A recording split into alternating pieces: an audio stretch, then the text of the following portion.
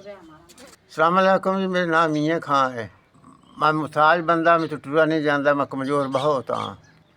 अज फालज पई है, सज्जे पासे हथ पैर दोवां नूं फालज पई है जी।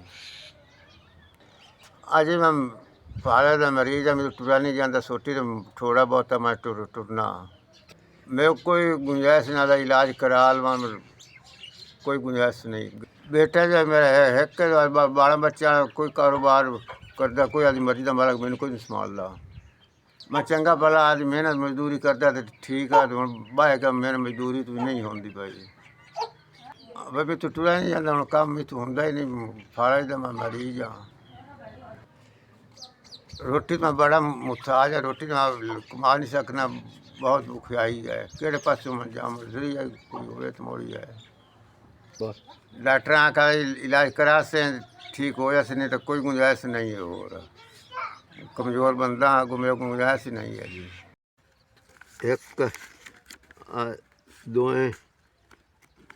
त्रै चार पाँच 5,000 मिल गया है।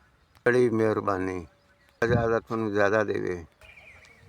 5,000 मिल गया, अल्लाह थोड़ी तंदुरुस्ती देवे, बहुत देवे जी।